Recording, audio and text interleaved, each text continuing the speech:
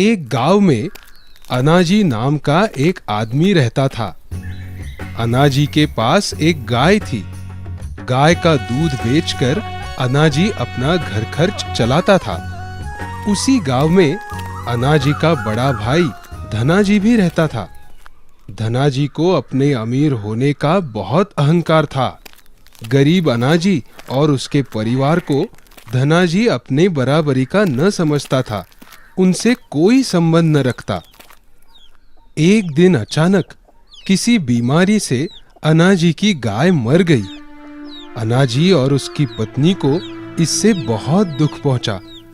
वो गाय को बहुत प्यार करते थे। गाय के मरने से अब उनके पास बेचने के लिए कुछ न था। जल्दी ही अनाजी के पास के सारे पैसे खत्म हो गए। अनाजी चिंता में पड़ गया। उसे समझ ही नहीं आ रहा था कि वो अब कैसे घर चलाए। अनाजी की पत्नी ने अनाजी से कहा, आप अपने बड़े भाई से जमीन का हिस्सा क्यों नहीं मांगते? हमारी जमीन में मेहनत करके हम अपनी रोजी रोटी कमा सकते हैं। वैसे तो भैया हमसे कोई संबंध नहीं रखते, लेकिन तुम कहती हो तो मैं एक बार उनसे बात करके देखता हूँ। अनाजी धनाजी के घर पहुंचा। उसने अनाजी को अपनी बुरी हालत के बारे में बताया और जमीन में अपने हिस्से की मांग की। तुरंत धनाजी भड़का, वो जमीन सिर्फ मेरी है। पिताजी उसे मेरे नाम कर गए थे। मैं भला तुम्हें क्यों दूं? मगर भैया, पिताजी की दी हुई जमीन में हम दोनों का बराबर का हिस्सा होना चाहिए। आप ये तो सोचिए, अगर मुझे अपना हिस्सा नहीं मिला तो मैं और मेरा परिवार खाएंगे क्या? उससे मुझे कोई फर्क नहीं पड़ता। जमीन मेरे हिस्से आई है, तुम्हारे हिस्से में आई है ये चक्की। चाहिए तो ले जाओ, और हाँ, आइंदा यहाँ आने की हिम्मत मत करना। धनाजी के इस बर्ताव से अनाजी बहुत दुखी हो गया। चक्की थैले में डालकर वो वहां से निकला। अपनी ही चिंता में डूबा अनाजी यहाँ वहां भटक रहा था। अचानक उसे किसी के चिल्लाने की आवाज सुनाई दी। उसने ऊपर देखा तो कोई चीज तेजी से गिरते हुए उसी की ओर आ रही थी। जैसे ही वो उसके करीब आई, अनाजी ने उसे अपने दोनों हाथों से पकड़ लिया। वो कोई चीज नहीं बल्कि एक पूरा का पूरा आदमी था। आसमान से टपका था। अरे अरे, कौन हो आप और कहां से आए? मैं एक जादूगर हूँ। अपनी छतरी लेकर आसमान में उड़ रहा था। अचानक मेरी छतरी टूट गई और मैं गिर गया। अच्छा हुआ तुमने मुझे पकड़ लिया, वरना मैं ऊपर ही पहुंच जाता। कोई बात नहीं जादूगर जी, मैं किसी काम तो आया, वरना आजकल तो मैं बेरोजगार ही घूम रहा हूँ। ऐसा क्यों कह रहे हो? क्या बात है?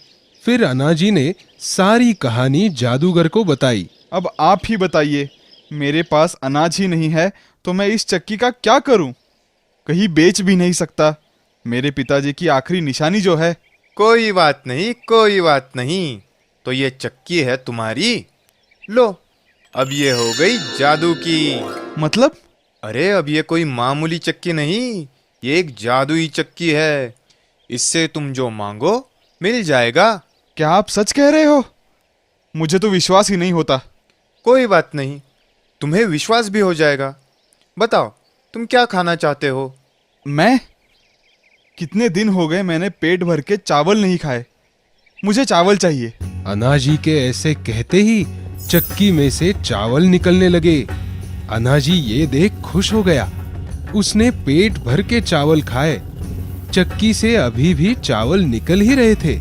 अब बस हुआ, और नहीं चाहिए। हो गया? अच्छी बात है। इस चक्की को बंद करने के लिए इस पर एक लाल रंग का कपड़ा डाल देना, ये बंद हो जाएगी। अनाजी, इसे लो और अपनी सारी जरूरतें पूरी करो। आपका बहुत बहुत धन्यवाद। अनाजी चक्की लेकर घर वापस आया। उसने अपनी पत्नी को चक्की के बारे में सब बताया। अनाजी और यीशु अब बहुत खुश थे। उनकी तो सारी चिंता ही मिट गई थी। अब वो जो चाहते चक्की से मांगते और जादुई चक्की उनकी हर इच्छा पूरी करती। अनाजी चक्की से गेहूं, चावल फल, सब्जी आदि चीजें मांगता। उनकी जरूरतें पूरी होने पर वो बची हुई चीजें बाजार में बेच देता। देखते ही देखते अनाजी अमीर हो गया। उसने अपने लिए एक बड़ा घर और खेत खरीद लिया। अनाजी की ये उन्नति धनाजी से देखी नहीं जा रही थी। वो मन ही मन अनाजी से जलने लगा था। भला अनाजी इतनी जल्दी अमीर कैसे हो गया? कल तक तो खाने पीने तक के लाले पड़े थे उसके। एक बार देखना पड़ेगा ये करता क्या है जो इतना अमीर बन गया है। एक दिन धनाजी अनाजी के घर गया और चोरी छिपे खिड़की में से झांकने लगा। उसने देखा अनाजी चक्की के सामने खड़ा था और उसे कुछ मांग रहा था। और फिर चक्की अपने आप चलने लगी। उसमें से शक्कर निकलने लगी। अनाजी की पत्नी शक्कर बोरी में भर रही थी। हाँ, चक्की में से शक्कर निकल रही है? ये कैसे हो सकता है? धनाजी ने दोबारा मुड़कर देखा तो चक्की में से सूजी निकल रही थी। अब धनाजी के समझ में कुछ आया। ओहो, अब समझ में आया। अनाजी चीजें मांगता है और चक्की उसे पूरा करती है। ये कोई मामूली चक्की नहीं, ये तो जादुई चक्की मालूम होती है। ये जादुई चक्की तो मेरे पास होनी चाहिए। उसी रात धनाजी ने जादुई चक्की अनाजी के घर से चुरा ली। उसने सोचा चक्की के साथ अब गांव में रहना मुमकिन नहीं। कहीं अनाजी को मालूम हो गया तो? इससे अच्छा मैं जादुई चक्की लेकर कहीं दूर चला जाता हूँ। घर वापस आकर धनाजी ने अपनी पत्नी को जादुई चक्की के बारे में बताया। अंत में उसने कहा, चलो चलो, अपना सारा सामान बांध लो। सुबह होते ही हम इस गांव से कहीं दूर चले जाएंगे। सुबह होते ही धनाजी और उसकी पत्नी गांव से दूर जाने के लिए एक नाव में बैठे। नाव उन्हें लेकर दूसरे गांव जाने लगी। धनाजी मन ही मन खुश होने लगा। अब तो मेरे पास जादुई चक्की है, जो चाहे मांग सकता हूँ। ना, मैं चक्की से खाने पीने की चीजें नहीं मांगूंगा ना। मैं तो उससे सोना, चांदी, हीरे, जवाहरात मांगूंगा। कितना मजा आएगा।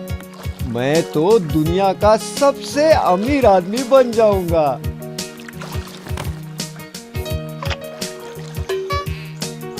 अजी सुनते हो, सुबह जल्दी जल्दी मैं सब्जी में नमक डालना ही भूल गई। अब नमक कहाँ से लाऊं? बिना नमक के खाना मेरे हलक से उतरेगा नहीं। अरे कोई बात नहीं भगवान, अब भी नमक हाजिर करता हूँ। धनाजी ने थैले में से चक्की निकाली और उससे नमक मांगा। चक्की घूमी और नमक निकलना शुरू हो गया। धनाजी ने मुट्ठी भर नमक अपनी पत्नी को देते हुए कहा, ये लो नमक। इतना बस है कि और दूं? अरे बस बस, सिर्फ नमक थोड़े ही खाना है। बस हुआ, और नमक नहीं चाहिए। ठीक है, चक्की बंद कर देता हूँ। धनाजी ने चक्की को रुकने को कहा। चक्की रुक जाओ, और नमक नहीं चाहिए। मगर चक्की नहीं रुकी। अरे सुना नहीं, बस हुआ। मगर चक्की ऐसे थोड़ी रुकने वाली थी। वो तो चलती रही। नमक बाहर निकलता रहा। ठहरो, अब बस हुआ। अरे चक्की को कैसे बंद करते हैं ये तो मैंने देखा ही नहीं। चक्की चलती ही जा रही थी। नाव में नमक का ढेर बढ़ते ही जा रहा था। धनाजी की पत्नी परेशान होने लगी। अजी ये क्या हो रहा है? बंद करो इस चक्की को, वरना हमारी नाव डूब जाएगी। अब डर के मारे धनाजी की हालत खराब होने लगी। चक्की बंद करने के लिए उस पर लाल रंग का कपड़ा डालना होता है, ये तो उसे मालूम ही नहीं था। चक्की को बंद करने के लिए उसने बंद शब्द के सारे समानार्थी शब्द बोलने शुरू कर दिए। ठहरो, रुक जाओ, बंद हो जाओ, खत्म करो। अरे अरे बस भी करो। मगर चक्की रुकी नहीं। नमक के बढ़ते वजन से नाव डूबने लगी।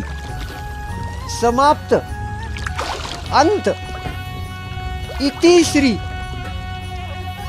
नाश, विरह, मृत्यु। ना चक्की रुकी, ना ही नमक निकलना बंद हुआ। नाव के साथ साथ धनाजी और उसकी पत्नी भी पानी में डूब गए। चक्की भी डूबते डूबते पानी के नीचे जमीन पर जा गिरी। धनाजी को अपने किए की सजा मिल गई। चक्की पानी में अभी भी चल रही है, उसमें से अभी भी नमक निकल रहा है। अब समझे समंदर का पानी खारा क्यों होता है?